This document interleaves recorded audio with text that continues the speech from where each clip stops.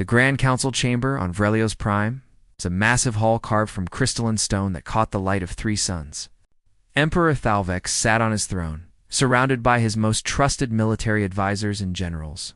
Today was a day of celebration. Today, they would add another species to their vast empire. The Varelian Empire had existed for 3,000 years. They controlled 47 star systems and commanded more than 80,000 warships. Hundreds of worlds had fallen before them. Hundreds of species now served the Empire, some willingly, most not. The pattern was always the same. The Empire would send an ultimatum: join us or face destruction. Some species surrendered immediately. Others fought and lost. None had ever won. Now it was humanity's turn. Admiral Krevnos stood before the Emperor, holding a crystalline data chip that contained the formal declaration of war. He was eager to deliver it personally. Humans were young and stupid, he thought. They had only been traveling between stars for 200 years. They controlled 5 small colonies and maybe 2,000 ships. The Empire would crush them in weeks, and the humans refused our generous offer, the Emperor said to his council. His voice echoed through the hall. They dared to reject membership in the Empire. They chose pride over wisdom. Now they will learn what that choice costs. The council members nodded and made sounds of agreement. Grand Admiral Vextar stepped forward. He was old, even by Varelian standards, and had conquered more worlds than anyone else alive. Your Majesty, shall I prepare the 1st, 2nd, and 3rd battle fleets? 15,000 ships should be more than sufficient. Make it so, the Emperor commanded. I want this to be quick. I want other species to see what happens to those who defy us. Humanity will become an example. Admiral Krevnos bowed. I will deliver the declaration immediately, Your Majesty. I will personally see the fear in their ambassadors' eyes. 3 days later, Admiral Krevnos arrived at Cascade Prime, a neutral world where many species maintained diplomatic embassies. The human embassy was a simple building compared to the grand structures of older civilizations. It was small and plain, made of gray metal and glass. This only confirmed what Krevnos already believed. Humans were weak and insignificant. He walked through the entrance with 4 guards behind him. His footsteps echoed on the hard floor. A young human assistant greeted them and led them to the ambassador's office. The Admiral had prepared a speech.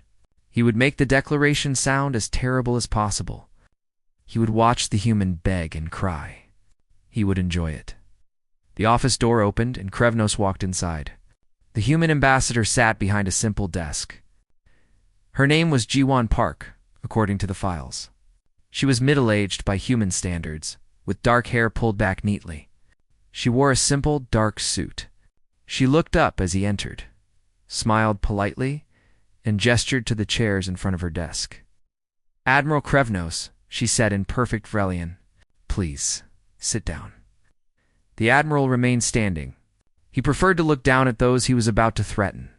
I come bearing a message from Emperor Thalvex himself, ruler of the Varelian Empire, conqueror of the Sharn worlds, supreme commander of 47 systems. Yes, I assumed this wasn't a social call, Jiwan said. Her tone was casual, almost bored. Would you like some tea? We have several varieties. Krevnos felt his confidence waver slightly. This wasn't the reaction he expected. I did not come here for tea, human. I came to deliver this. He placed the crystalline data chip on her desk with more force than necessary. The Empire has declared war on your species. You have 30 standard days to surrender unconditionally.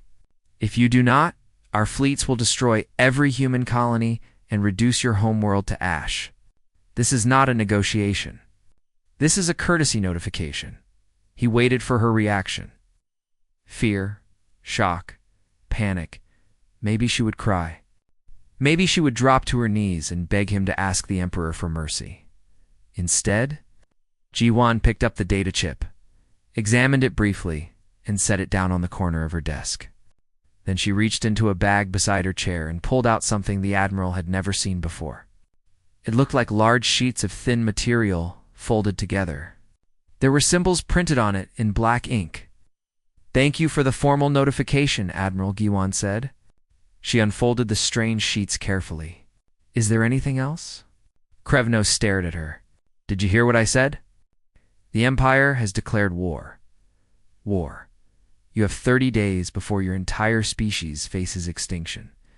Yes, I heard you, Giwan replied. She was now reading whatever was printed on those sheets. Her eyes moved across the symbols with clear interest. 30 days. Got it. Will that be all? The Admiral's translator device struggled to process his confusion into words. What? What are you reading? A newspaper, Giwan said without looking up. It's from Earth. This article is about a new museum opening in Seoul. Apparently, they've recovered some artifacts from the early space age. Quite fascinating. A newspaper, Krevnos repeated. Your species is about to be destroyed and you're reading about museums. The museum focuses on the history of human spaceflight, Giwan continued, still reading. It says here they have one of the original colony ship engines. I should visit when I'm next on Earth. One of the guards behind Krevnos made a confused sound. The Admiral felt heat rising in his body, a sign of anger in Vrelian physiology. You mock me. You mock the Empire. Not at all, Giwan said. She turned a page of her newspaper. I'm simply reading while you're here.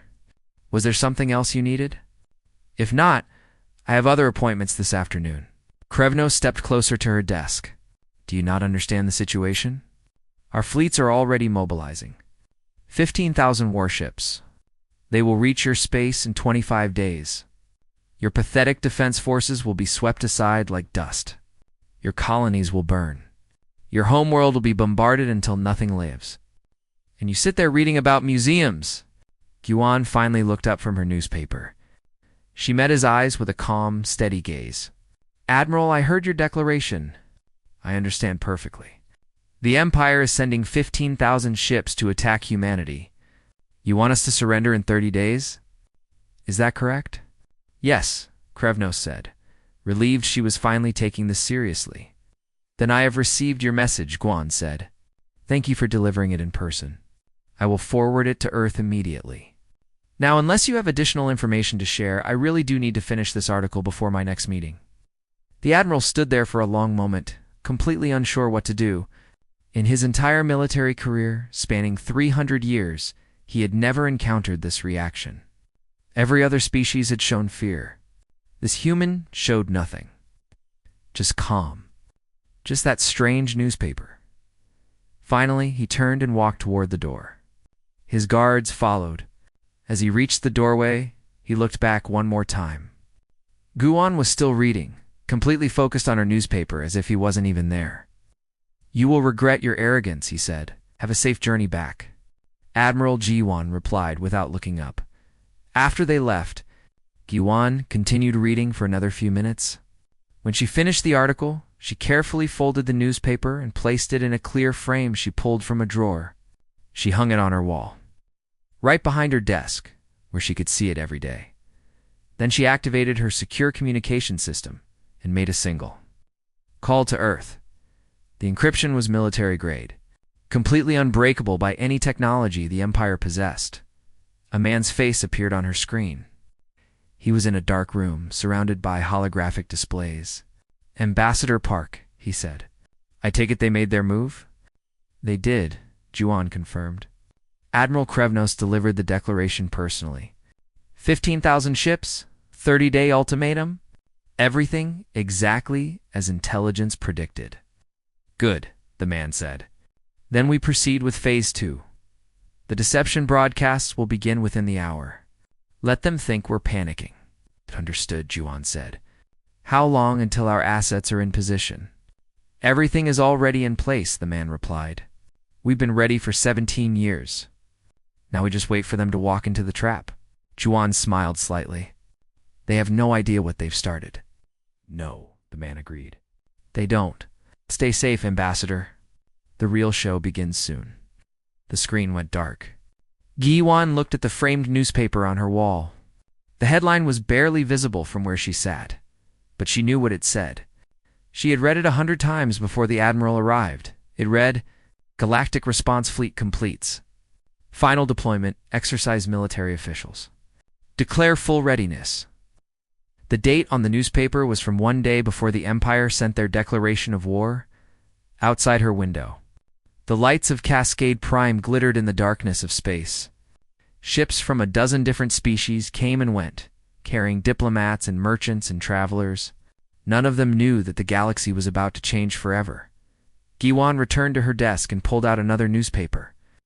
This one fresh from today. She began reading an article about agricultural developments on one of Earth's colonies. Her expression remained calm and peaceful. She had work to do, and 30 days to do it. But she wasn't worried, not even a little bit. The Varelian Empire moved like a giant machine that had crushed countless enemies before. Hiri full battle fleets, each containing 5,000 warships, began their journey toward human space. The ships were massive, some stretching several kilometers in length. Their weapons had destroyed planets. Their shields had never been broken. The crews aboard them felt no fear, only confidence. This would be another easy victory, Emperor Thalvex addressed his empire through a broadcast that reached every world under Varelian control. His image appeared on billions of screens, his voice translated into hundreds of languages. People of the Empire, he began, today we march toward glory once more. A young and foolish species called humanity has rejected our offer of membership. They chose defiance. They will learn, as all others have learned, that defiance leads only to destruction. In 30 days, the human species will bow before us or cease to exist. Across the Empire, citizens cheered. Military academies showed the broadcast to young cadets as an example of proper imperial strength. History professors prepared lessons about humanity's coming defeat, adding it to the long list of conquered species on Earth. The situation looked completely different. News broadcasts showed scenes of chaos. In major cities, crowds of humans gathered in streets, shouting and arguing. Some demanded immediate surrender to save lives. Others called for fighting to the end. Politicians appeared on screens, their faces worried, their voices shaking as they spoke about the Empire's superior forces.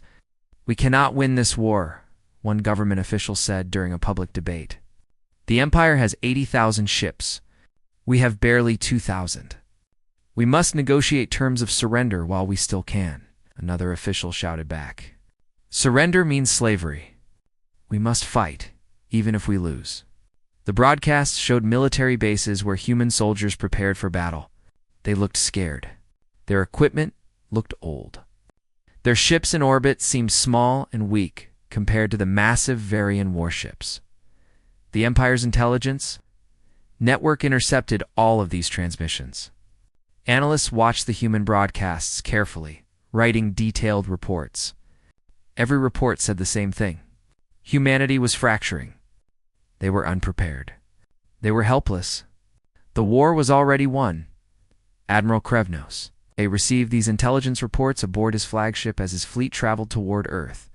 He read them with satisfaction. "Look at this," he said to his second officer.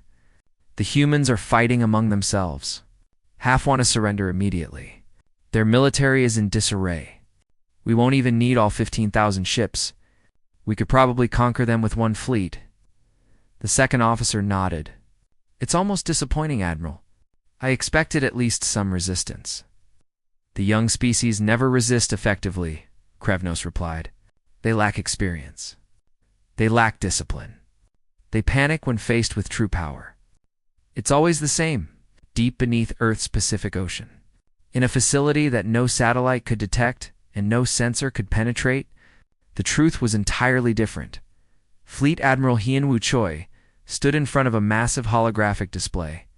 The room around him was enormous, carved from solid rock hundreds of meters below the ocean floor. Dozens of officers worked at stations around the perimeter. The holographic display showed the Varelian fleets moving through space, their exact positions updated in real time. "They're taking the bait perfectly," Hyunwoo said. His voice was calm and professional. "Their intelligence services are intercepting our deception broadcasts exactly as planned.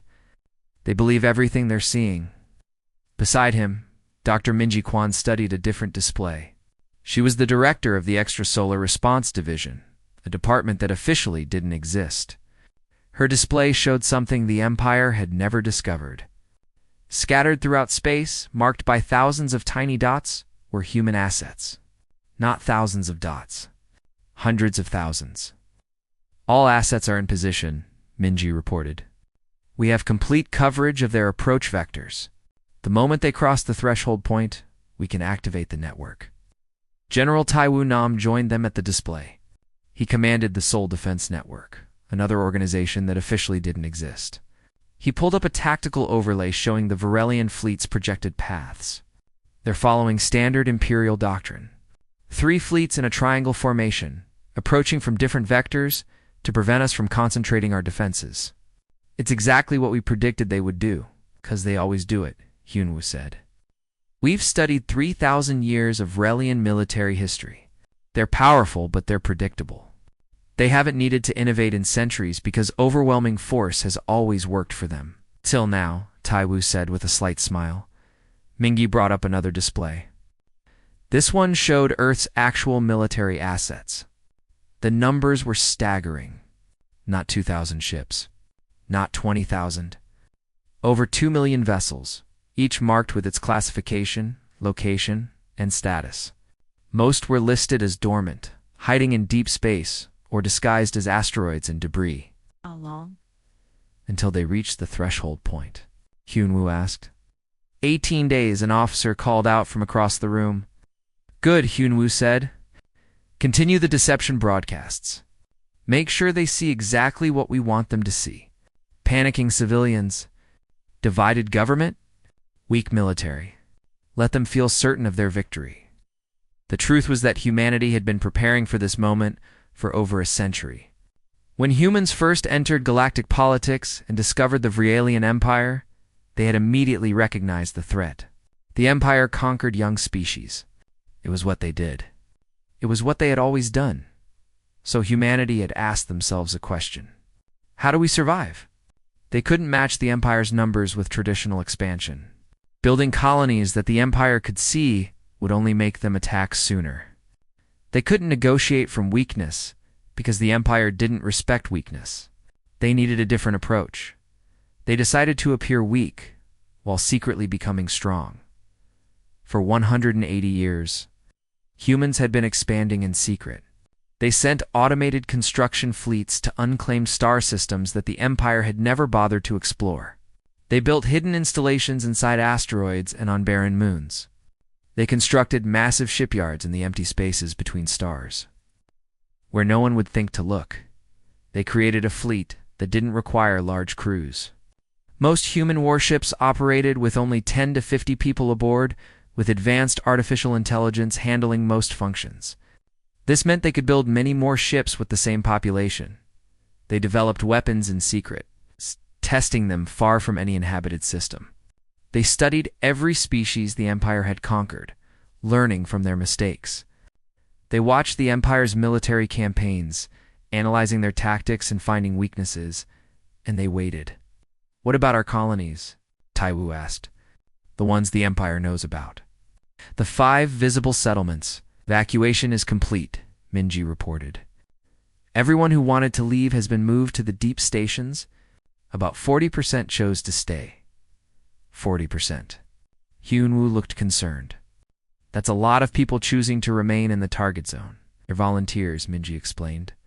Scientists and observers who want to witness the battle firsthand. They know the risks.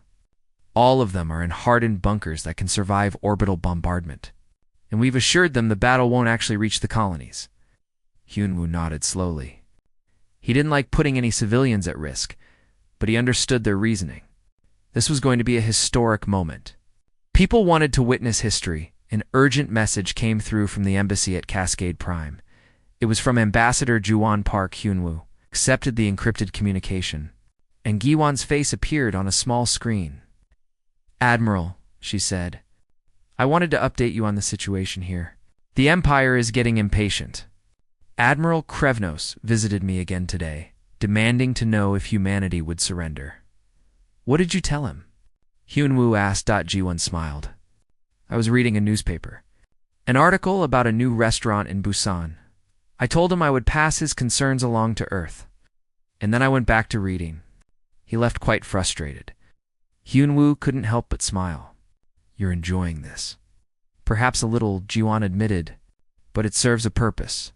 Every time I react with complete calm, it confuses them. They expect fear. They expect panic. Instead, they get a woman reading about restaurants and museums. It doesn't fit their understanding of how conquered species should behave. How much longer can you maintain your cover there? Hyunwoo asked. As long as necessary, Giwon replied. I've been playing this role for 6 years. I can play it for 6 more days. The moment the battle begins, I'll evacuate to a safe location. Good. Stay safe, Ambassador. And keep reading those newspapers. It's always, Admiral. Cascade Prime out. The communication ended, and Hyunwoo returned his attention to the tactical display. The Varelian fleets were making good time. They would reach human space right on schedule. Sir, an officer called out, we're receiving another deception broadcast request from the civilian coordination team. They want to know if they should stage more surrender protests. Tell them yes, Hyunwoo replied. Keep the Empire convinced that we're falling apart. The more confident they are, the deeper they'll advance before they realize the truth. And when they do realize the truth, Taiwu asked quietly. They'll have exactly 1 chance to retreat, Hyunwoo said. We'll offer it because we're not monsters. But if they choose to attack, he looked at the display showing 2 million dormant warships. Then we show them what happens when you underestimate humanity.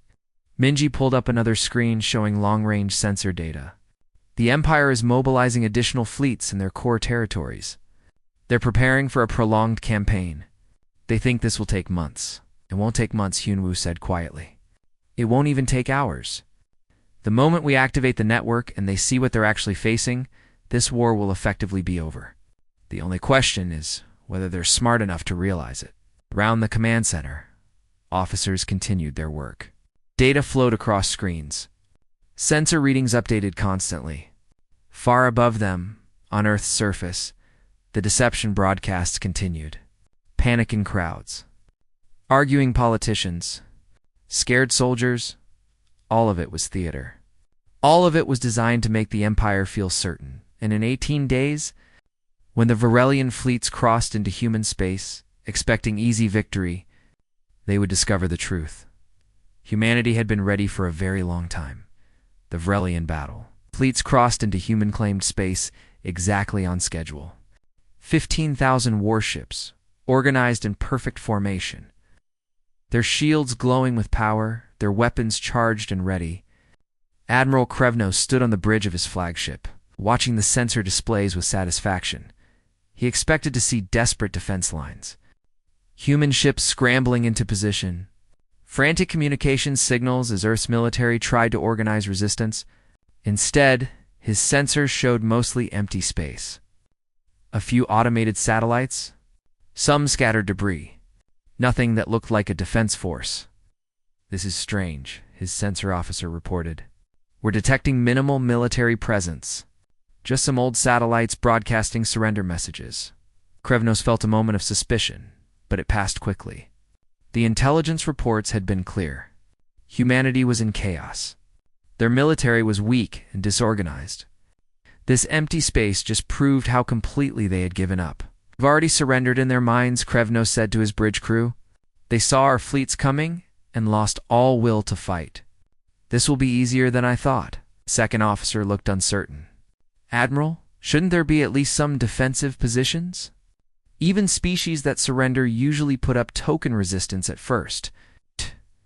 The humans are young, Krevnos explained. They lack the warrior tradition of older species. They probably evacuated their colonies and fled deeper into their own territory. We'll have to chase them down, but there will be no real battle. He sent a message back to the Emperor. First Fleet reporting. We have entered human space. No resistance encountered. The prey has already fled, pursuing to Earth's system, but 50,000 kilometers away, invisible to every Varelian sensor. Captain Sun Ho Lee watched from the bridge of his ship. The vessel was called Silent Observer, and it lived up to its name. It was completely undetectable, using stealth technology that humanity had developed specifically to hide from Varelian sensors. They're all inside the kill zone now. Sun Ho reported to Fleet Command back on Earth. All 3 fleets have passed the point of no return. Copy that. Silent Observer Admiral Heinwa's voice came back through the encrypted channel. Stand by for Revelation Protocol. Sun Ho looked at his crew. They were all young, all volunteers for this dangerous observation mission. They had been sitting here in silent running mode for 23 days, waiting for this exact moment. Everyone ready? He asked. They all nodded. Some looked nervous. Some looked excited. All of them knew they were about to witness something that would be talked about for centuries, deep beneath Earth's Pacific Ocean. In the hidden command center, Admiral Hunwa stood before the massive tactical display. Every officer in the room was at their station. Dr. Minji stood beside him, her hand hovering over a control panel. General Taiwu was coordinating with the other defense command centers scattered across human space. All fleets report ready, Taiwu said. Every asset is in position. Stealth fields holding, power systems nominal. Weapons charged? We can activate on your command. Yunhua took a deep breath. He had been preparing for this moment for 17 years.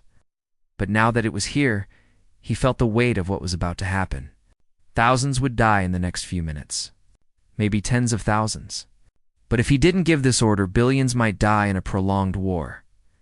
Initiate Revelation Protocol, he said clearly. Let them see what they've walked into. Ingi pressed the control.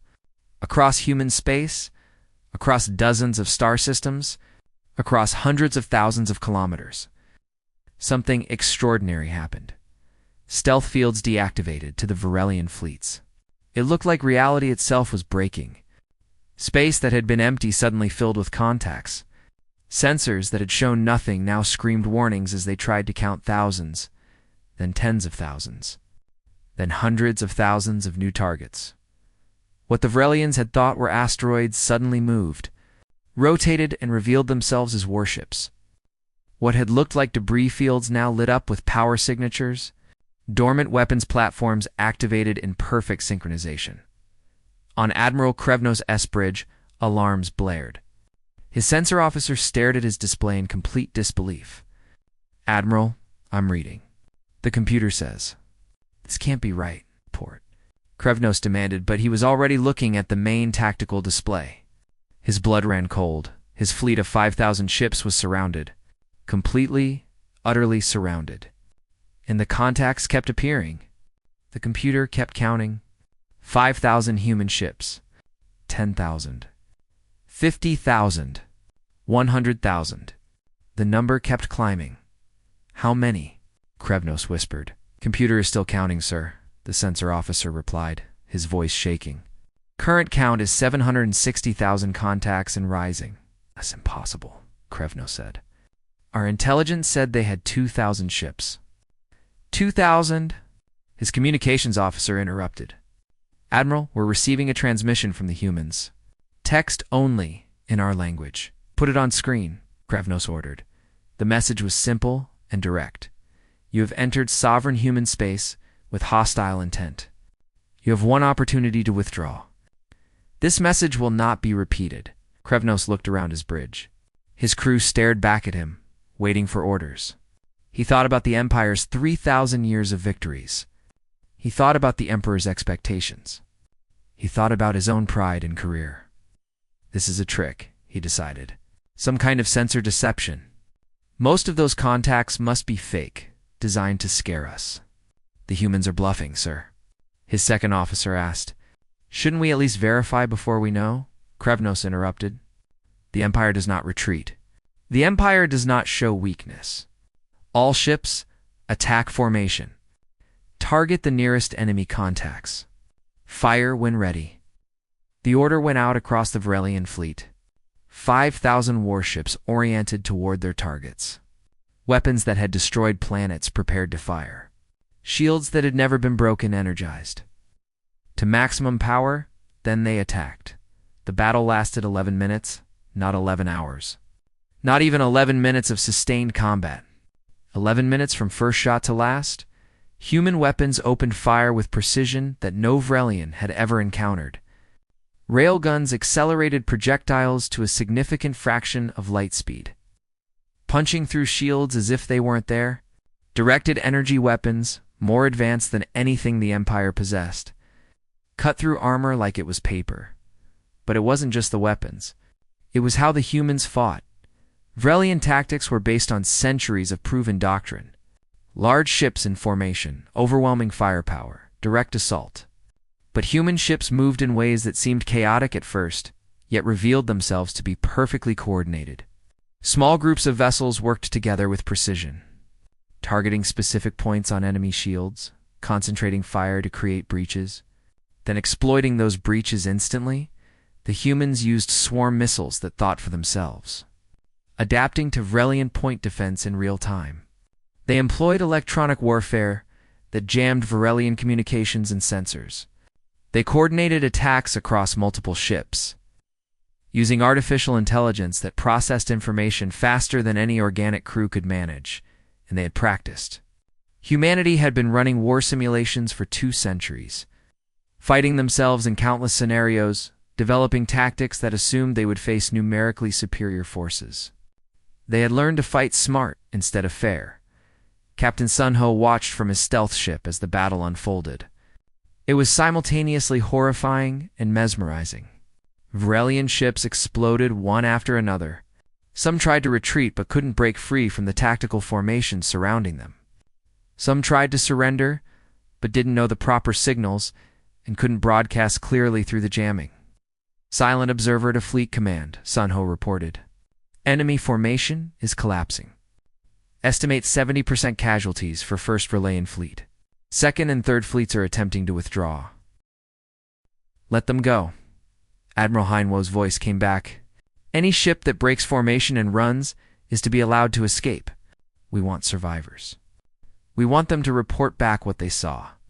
Of the 15,000 Vrelian warships that had entered human space, approximately 3,000 survived. Those were the ships whose captains had immediately recognized they were facing something impossible and fled without engaging. Ships whose commanders valued their crews' lives over pride and orders. Admiral Krevnos was not among the survivors. His flagship had been one of the first ships destroyed, targeted by 20 human vessels simultaneously. It had exploded so quickly that he probably never knew what hit him. The 3,000 surviving Vrelian ships fled back toward Imperial space, their sensor logs intact, carrying the truth back to the Empire, the truth that would change everything. Back in the command center beneath Earth's ocean, the room was silent. Officers stared at their displays, processing what they had just witnessed. They had known this would happen. They had planned for it. But seeing it actually occur was different from studying simulations.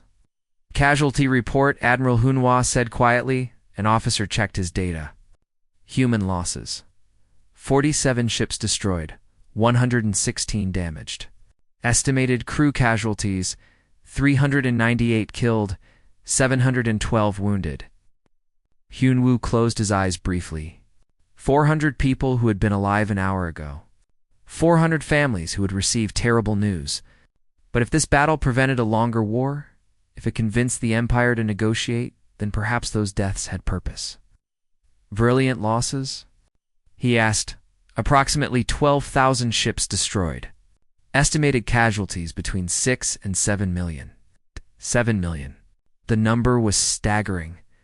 But Hunwoo reminded himself that these were soldiers who had come to destroy humanity, who had expected to kill billions. The moral weight was complex, but necessary. What's the status of the remaining Vrelian fleets? Taiwu asked. They're running at maximum speed back to Imperial space, an officer reported. They'll reach the border in approximately 6 days. Let them go, Hunwoo ordered. Make sure every surviving ship's sensors recorded everything. I want the Empire to see exactly what happened here. I want them to understand what they're facing. Dr. Minji looked at the tactical display, which still showed over 2 million human ships, most of which had never even fired a shot. Do you think this will be enough to convince them to negotiate? I don't know, Hunwoo admitted. But we're about to find out. At the embassy on Cascade Prime, Ambassador Giwan Park received a priority message on her secure terminal. She read it carefully, then smiled. She pulled out another newspaper from her bag and began reading an article about weather. Patterns on Mars, when a Vrelian diplomatic aide rushed into her office an hour later, probably to inform her of the battle. Guan didn't look up from her newspaper. Ambassador Park, the aide stammered, there's been. Your forces, yes? Juan asked politely, turning a page. How did you know? The aide whispered, G1 finally looked up. Know what? But the aide had already fled. The first surviving Vrelian ships reached Imperial space 6 days after the battle. They broadcast their sensor logs immediately, sending the raw data to military command. The initial response was disbelief. The data must be corrupted, a junior analyst said, looking at his screen. It shows millions of human ships. That's clearly a sensor malfunction. But as more ships arrived, all reporting the same thing, all carrying identical sensor readings, reality began to set in. The Battle of Soul Threshold had been real. The human fleet had been real. The devastating defeat had been real. Emperor Thalvex convened his council in emergency session. The Grand Council chamber, which had been full of celebration only weeks before, now felt cold and tense. The Emperor sat on his throne, his expression unreadable, as his surviving admirals presented their reports. 12,000 ships destroyed, Grand Admiral Vextar said, his voice hollow. Almost 80% of the invasion force. Gone in 11 minutes? I have been in military service for 400 years. I have never seen anything like this. Intelligence Director Morcan stood next, his body language showing deep shame. Your Majesty, our intelligence estimates were completely wrong. The humans did not have 2,000 ships. Based on the sensor logs from survivors, they deployed approximately 2.3 million vessels, and that may not be their full strength. The council chamber erupted in shocked conversation. 2 million ships? How was that possible? Where had they hidden them? How had the Empire's intelligence network missed this? Emperor Thalvex raised his hand for silence. How is this possible? We have been monitoring the humans for 2 centuries. We knew about their 5 colonies. We tracked their merchant vessels. Where did 2 million warships come from? Mercan pulled up a holographic display showing human space and the surrounding unclaimed systems. We have analyzed the available data. It appears the humans have been conducting secret expansion for over a century. They built installations and systems we considered worthless or too far from trade routes to bother exploring. They created hidden shipyards in deep space. Their visible colonies were a deception. What else don't we know? The Emperor asked quietly. Everything, Your Majesty, Marcan admitted. We know almost nothing about their true capabilities. We thought we understood them, but we were watching a performance. Everything they showed us was designed to make us underestimate them. Grand Admiral Vextar stepped forward. Your Majesty, I recommend immediate mobilization of the entire Imperial fleet. All 80,000 remaining ships. We underestimated them, but we still outnumber them. If we strike now with our full force, we can overwhelm them through sheer numbers. But Strategic Advisor Keldon, an old Vrelian who had served 3 emperors, shook his head slowly. Admiral, you are making the same mistake we just made. You are assuming we have seen their full strength. What if those 2 million ships aren't their entire fleet? What if they have more hidden? The question hung in the air like poison. If humanity had deceived them about everything else, why would they reveal all their forces in one battle? They might have shown just enough to win while keeping the bulk of their military in reserve. We could send scouts, another admiral suggested. Gather more intelligence before committing to another attack. And if the scouts don't return? Keldon asked. How long do we wait before assuming they've been destroyed? And what does that tell us about human capabilities? The council fell into debate. Some argued for immediate attack. Others counseled, gathering more information. A few quietly suggested that perhaps negotiation might be wise. This last suggestion was met with outrage from the military officers, who insisted that the Empire never negotiated with species it declared war upon. The debate continued for hours. Meanwhile, on Earth, Humanity's leadership faced their own difficult decisions. In the hidden command center, a meeting was underway. Admiral Hyun-woo, Dr. Min-gi, General Tai-woo, and representatives from Earth's civilian government gathered around the tactical display. Intelligence indicates the Empire is in chaos, Min-gi reported. Their council is divided. Some want to attack immediately with everything they have. Others are urging caution. We estimate we have perhaps 10 to 15 days before they make a decision. Should we strike first? Asked Defense Minister Soo-yoon Bae, one of the civilian representatives. Hit their shipyards, their military bases. End this war before they can mobilize. We could, Admiral Hyun-woo acknowledged. Our long-range strike capability would allow us to destroy much of their fleet while it's still in port. But that would make us the aggressors. It would make us no different from them. They declared war on us, Soo-yoon pointed out. We would be responding to their aggression. In our space, defending our territory, Hyun-woo countered. But if we take the war to them, if we attack their worlds, we become conquerors. We become what we built our fleet to prevent. Dr. Min-gi spoke up. There's another consideration. The Empire rules over hundreds of species, most of whom are conquered vassals. If we invade imperial territory, those species might see us as just another conqueror. But if we defend ourselves and then offer peace, we present an alternative. We show that it's possible to have strength without using it for conquest. General Tai-woo nodded. I agree. We let them come to us if they want to continue this war. Every battle on our terms in our space where we have every advantage. And if they're smart, they'll choose negotiation instead. If they do choose to negotiate, Soo-yoon asked, what are our terms? Simple, Hyun-woo said. They recognize our sovereignty. They stay out of our space. We stay out of theirs. Trade and communication channels remain open. No reparations, no territorial concessions. Just mutual recognition and peace.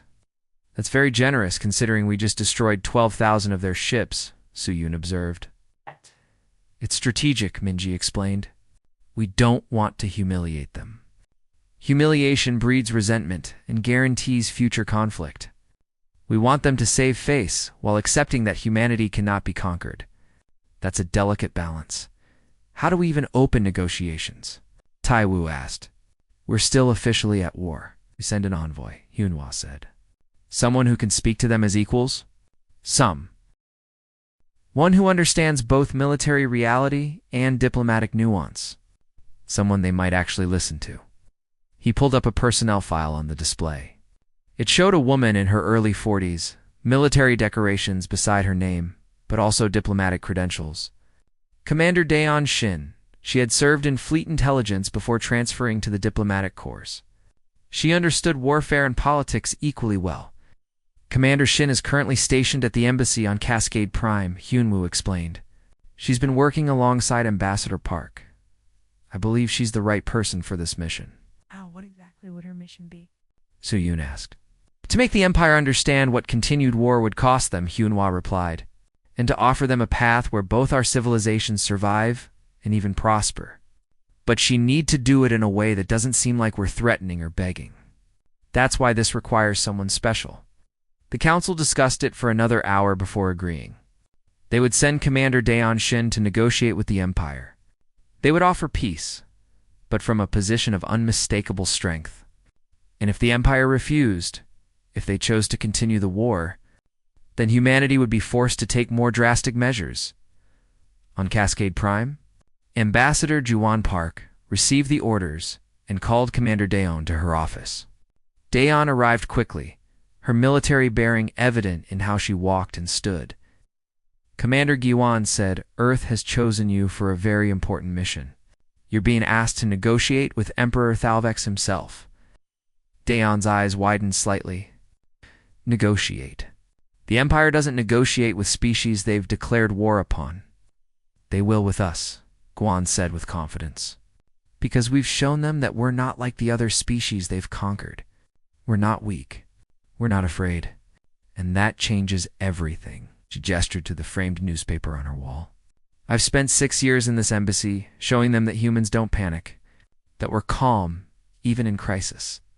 You're going to show them something else. You're going to show them the consequences of their choices, laid out clearly and logically. You're going to make them understand that continuing this war is not in their interest. And if they refuse to listen? Daeon asked. Then we continue to defend ourselves, Giwan replied. And every time they attack, they lose more ships they cannot afford to lose. Eventually, their empire will collapse, not from conquest, but from economic exhaustion. But I don't think it will come to that. I think they're smart enough to see reality once it's properly explained. Guys. Daeon nodded slowly. When do I leave? Tomorrow. You'll request a meeting with the Emperor himself.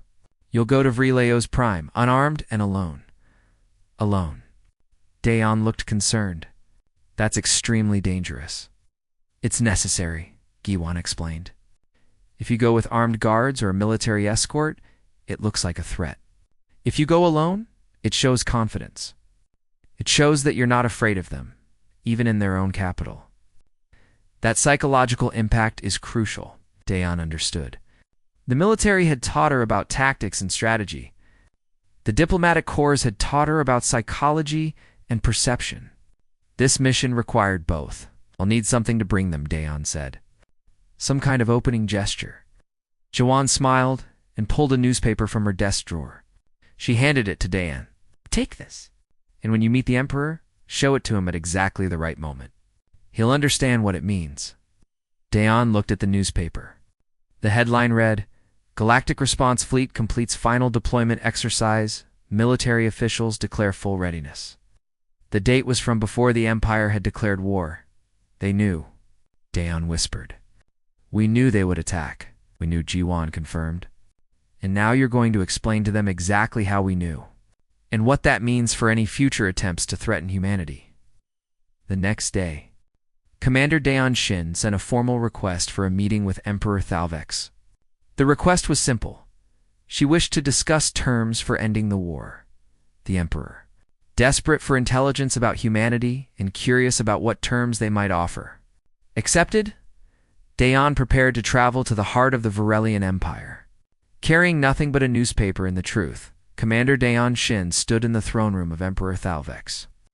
Surrounded by guards, generals, and advisors who watched her with a mixture of curiosity and hostility. The room was enormous, designed to make visitors feel small and insignificant. Crystal pillars reached toward a ceiling so high it seemed to disappear into shadow. The Emperor's throne sat on a raised platform, forcing everyone to look up at him. Dawn wore her formal diplomatic uniform, simple and professional. She carried nothing except a folded newspaper tucked under her arm. She had been searched thoroughly when she arrived, but the guards had found nothing dangerous. Just paper with words printed on it. Emperor Thalvex studied her carefully. She was not what he expected. He had anticipated someone desperate to negotiate, someone who would beg for mercy or make wild promises. Instead, this human stood calmly, meeting his eyes without fear or hesitation. Commander Shin, the Emperor said, his voice echoing through the hall, you requested this audience. You said you wished to discuss ending the war. I assume you come bearing your species' surrender? No, Your Majesty, Daeon replied, her voice steady and clear. I come bearing something else. She held up the newspaper so everyone in the room could see it. The guards tensed, as if paper could somehow be a weapon. Daeon slowly unfolded it and approached the throne, stopping at a respectful distance. This is from Earth, she explained. It was printed the day before you declared war on humanity. May I show you the headline? The Emperor gestured for her to approach closer. Daeon walked forward and held the newspaper where he could read it, even through his translator device. The words were clear. Galactic Response Fleet completes final deployment. Exercise military officials declare full readiness. The Emperor stared at the date, then at the headline, then back at the date. This was printed before we declared war, he asked slowly. Yes, Your Majesty. We printed 50,000 copies that day. We distributed them to every human colony, every embassy, every ship in our fleet. It was a message to our own people. What message? The Emperor demanded. We were ready, Daeon said simply. That we had been preparing for this moment for a very long time. that when the Empire finally decided to attack us, we would not panic. We would not beg. We would respond. Grand Admiral Vexstar stepped forward angrily. You claim you knew we would attack? That's impossible. The decision was made by His Majesty and this council in secret. It was not a difficult prediction, Daon replied calmly. She turned to face the council. The Varelian Empire has existed for 3,000 years. Your expansion pattern is consistent. You identify young species that control valuable resources or strategic territory. You offer them a choice. Join the Empire as vassals or be destroyed. Species that appear weak are attacked. Those that appear strong are approached more carefully. She walked slowly around the throne room as she continued. We studied your history. We analyzed every conquest, every war, every decision. We calculated the probability that you would eventually move against us. The probability was 97%. So we prepared. Prepared how? Intelligence Director Mercan asked, his voice barely above a whisper. By appearing weak while becoming strong, Daon explained. We showed you 5 small colonies. We showed you old merchant ships, an outdated patrol craft. We made sure your intelligence network intercepted communications showing political division and military weakness. All of it was theater. All of it was designed to make you confident enough to attack. She stopped walking and faced the Emperor directly. Your Majesty, the sensor logs from your surviving ships show approximately 2.3 million human vessels. Would you like to know what percentage of our military that represents? The Emperor said nothing, but she could see the calculation in his eyes. If humanity had hidden that many ships, how many more might they have? Approximately 31%, Daon said, answering her own question. The rest are distributed across our actual territory, which does not consist of 5 colonies but 317 installations across 89 star systems. She activated a small holographic projector, and a 3-dimensional map appeared above the throne room floor. It showed human space not as the Empire had understood it, but as it truly was. System after system, hidden installations, secret shipyards. All of it mapped in perfect detail. The Varelian Council reacted with shock. Several advisors actually gasped.